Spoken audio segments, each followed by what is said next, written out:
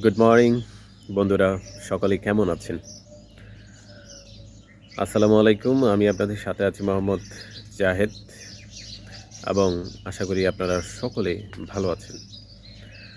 আজকে রমজানের প্রথম দিন, সবাইকে পবিত্র রমাদান মোবারক। আমরা বাংলাদেশিরা মূলত প্রায় মুসলিম, বলতে গেলে আমরা মুসলিম প্রধান দেশেরই মানুষ। আমাদের এই রমজান মাসটি সারা বিশ্বের যারা মুসলিম আছি প্রত্যেকের জন্য এই রমজান মাসটি হলো একটি পবিত্র মাস এবং হচ্ছে সংযমের মাস। আমাদের প্রত্যেককে সংযম করতে হবে এই মাসটিতে। সংযম মানে হচ্ছে শুধু রোজা রাখা বা উপোস থাকা না। রোজা জিনিসটা, সংযম জিনিসটা আরও বৃহৎ এবং বিশাল একটা জিনিস। এই যে রমজান মাসে শুধু সুবে সাদিকে উঠে আপনি সাহরি খেলেন, সাহরি খাওয়ার পরে আপনি এই যে আবার ইফতার করলেন, মাঝখানের সময়টা আপনি খাওয়া দাওয়া করলেন না, এটিকে আমি রোজা বলবো না। আপনার প্রত্যেকটি বিষয়ে এই রোজার প্রতিফলনটা ঘটাতে হবে। প্রত্যেকটি বিষয়ে বলতে আপনার আচরণগত দিক দিয়ে আপনাকে নিজেকে সংযত রাখতে হবে। আপনাকে মানুষের সাথে কথা বলার সময় নিজেকে সংযত রাখতে হবে, নিজেকে কন্ট্রোলে রাখতে হবে। কারোর সাথে দুর্ব্যবহার, খারাপ ব্যবহার করা যাবে না। ছিনতাই, ডাকাতি, খুন খারাপি, রাহাজানি করা যাবে না। কথা বলার সময় আপনাকে অবশ্যই খুবই সতর্কতা অবলম্বন করতে হবে আপনার কথার দ্বারা, যেন আপনার কোনো ভাই কষ্ট না পায়। আপনারা মূলত চেষ্টা করবেন সবসময় নিজেকে শান্ত রাখার। আপনি রোজা রেখেছেন, উপোস আছেন, আপনার খিদা আছে পেটে, তার মানে এই নয় যে আপনি রাক্ষস হয়ে গেছেন, আপনি একজন মানে খারাপ মানুষ হয়ে গেছেন। এখন আপনাকে ঝগড়াঝাটি করতে হবে, আপনাকে মানুষের সাথে খারাপ ব্যবহার করতে হবে, আপনার মাথা গরম হয়ে গেছে, এমনটা হওয়া উচিত নয়। আপনাকে এই রোজা রাখার পরে প্রত্যেকের সাথে আরও বেশি ভালো আচরণ করতে হবে, আরও বেশি আপনাকে সজ্জন ব্যক্তি হিসেবে আপনাকে সবার সামনে তুলে ধরতে হবে। প্রত্যেকটি বিষয়ে আপনাকে সতর্কতা অবলম্বন করতে হবে। রমজান মাসে আমাদের বাংলাদেশি যারা ব্যবসায়ীরা আছেন, আপনাদের উদ্দেশ্যে একটা কথা বলি। সারা বছর আপনারা ব্যবসা করেছেন, বাংলাদেশের মানুষ জানে কতটা সিন্ডিকেটের ভিতরে এই বাংলাদেশের ব্যবসা বাণিজ্যটা চলছে।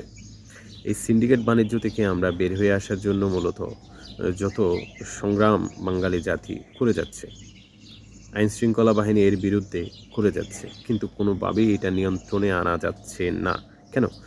আমরা বাংলাদেশিরা আসলে মূলত এটি অন করি না।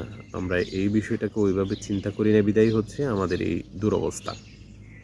প্রত্যেক ব্যবসায়ীর কাছে আমার বিনীত অনুরোধ থাকবে, আপনারা রমজান মাসে অন্তত নিজেদেরকে সংযত করুন, অপরাধ অন্যায় কাজ থেকে বিরত থাকুন। ব্যবসাকে আপনারা ব্যবসার মতো ব্যবসাকে হালালভাবেই এই রমজান মাসটাতে চালিয়ে যান। তার কারণ হচ্ছে, আপনি যদি এই ব্যবসা প্রতিষ্ঠানকে যদি ডাকাতির একটা প্রতিষ্ঠান তৈরি করেন, আপনি সংযত থাকলেন কই? এই রমজান মাসে যদি আপনি পণ্যের দাম সিন্ডিকেট করে বাড়িয়ে দেন, তাহলে আপনি সংযত থাকলেন কই? আপনাকে সংযত থাকতে হবে। আপনাকে সব কিছু এমনভাবে মেনটেন করতে হবে যাতে করে আপনার এই রমজান মাসটা, এই সংযমের মাসটা অন্তত আপনি নিজেকে পরিষ্কার রাখতে পারেন এবং সৃষ্টিকর্তার দরবারে গিয়ে যাতে বলতে পারেন, আমি সারা বছর 11 মাস ব্যবসা করলেও, যদি পুঁজিবাদী ব্যবসা করলেও, আমি কিন্তু রমজান 1 মাস মানুষের সহযোগিতায় মানুষের পাশে ছিলাম। খুবই সীমিত এবং অল্প লাভে আপনারা পণ্য বেচা কিনা করবেন এই রমজান মাসে। মানুষ যেই ভালোবাসাটা আপনাদের দিবে, যেই দোয়াটা মনের ভেতর থেকে আপনাদের জন্য করবে, আমি মনে করি না এর চাইতে বড় কোনো কিছু পৃথিবীতে আপনার পাওয়ার আছে। আপনার পরিবার, আপনার ব্যক্তিগত জীবন আপনার জন্য এটি মনে হয় পরকালের জন্য মানে পাথেয় হয়ে থাকবে। সো, এবং আমাদের বাংলাদেশের আইন শৃঙ্খলা পরিস্থিতি সম্পর্কে আমরা সবাই অবগত। খুবই অবনতি হয়েছে আইন শৃঙ্খলা পরিস্থিতি, এবং সকলে একটু উদ্বেগ, উৎকণ্ঠার মধ্যেই দিন কাটাচ্ছে। কখন কার বাসায় কী হয়ে যায়, কার সাথে কী হয়ে যায়, তার কোনো ইয়ত্তা নেই। স্বরাষ্ট্র মন্ত্রণালয় থেকে অবশ্যই চেষ্টা করা হচ্ছে আইন শৃঙ্খলা পরিস্থিতি পূর্বের ন্যায় ভালো করার জন্য, কিন্তু সেটি কোনোভাবেই ধরাছোঁয়ার বাইরে চলে গেছে এবং লাগামহীনভাবে এটি খারাপের দিকে যাচ্ছে। সো আমরা সবাই আশা করব ইনশাআল্লাহ এই রমজান মাসে আমরা প্রত্যেকেই যদি সংযমের মাসে যদি প্রত্যেকে নিজের উপর সংকল্প করি, আমরা কোনো ধরনের অপরাধের সাথে জড়াবো না, কোনো ধরনের অপরাধ আমরা নিজেও করব না এবং অন্য কেউ করতে দিব না।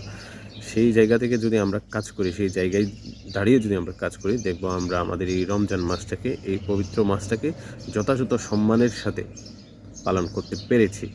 সবার কাছে আমার এই বিনীত অনুরোধ থাকবে এবং এলাকায় যারা বসবাস করেন প্রত্যেকের এলাকায় প্রত্যেকে আপনারা সৌহার্দ্যপূর্ণ আচরণ করুন, ভ্রাতৃত্ব বজায় রাখুন, একে অপরের খোঁজখবর নিন এবং দরিদ্র অসহায় মানুষ যারা আছে প্রত্যেককে আপনারা সহযোগিতা করুন সাধ্যমতো। বিপদগ্রস্ত মানুষদেরকে আপনারা সহযোগিতা করুন নিজেদের সাধ্যমতো। ইনশাআল্লাহ আপনাদের পরকাল সুখময়, শান্তির এবং ইহকাল এবং পরকাল দুইটি সুখের, শান্তির এবং ভালোবাসায় পূর্ণ হবে। ধন্যবাদ সবাইকে। আমার জন্য অবশ্যই আপনারা এই রমজান মাসে বেশি বেশি করে দোয়া করবেন। আপনাদের দোয়াই থাকতে চাই। আপনাদের দোয়াই থাকলে আমার মনে হয় আমার জীবনের সকল ধরনের সমস্যা থেকে আমি বের হয়ে আসতে পারবো। এবং পাশাপাশি আরেকটা জিনিস আপনাদের কাছে আমার রিকোয়েস্ট থাকবে, সেটি হচ্ছে আপনারা আপনাদের পাশের যে গরিব অসহায় মানুষ আছে প্রত্যেকের খোঁজখবর রাখবেন এই রমজান মাসে। তারা কী খাচ্ছে না খাচ্ছে, তাদের খাওয়া দাওয়ার ব্যাপারে এবং তাদের অন্যান্য বিষয়াদি সম্পর্কে আপনারা খোঁজখবর নেবেন। এবং যারা বিত্তশালী এবং অর্থ আছে আপনাদের, তারা অবশ্যই চেষ্টা করবেন রমজানের ঈদে আপনাদের পরিবারের পাশাপাশি আরও কিছু শিশু এবং কিছু বৃদ্ধদেরকে আপনারা ঈদের পোশাক বা অন্যান্য উপহার দিয়ে আপনারা খুশি করবেন। সবার প্রতি আমার সেই আশা ব্যক্ত করে আমি বিদায় নিচ্ছি। আমার ভিডিওটি পারলে আপনারা লাইক কমেন্ট করবেন এবং শেয়ার করবেন। আমার পেজটিকে ফলো দিয়ে আমার পাশেই থাকবেন এবং যারা ইউটিউব থেকে দেখছেন আমার ইউটিউব চ্যানেলটি আপনারা অবশ্যই সাবস্ক্রাইব করে আমার পাশে থাকবেন। ধন্যবাদ সবাইকে। আসসালামু আলাইকুম ওয়া রাহমাতুল্লাহ। রমাদান মোবারক আবার।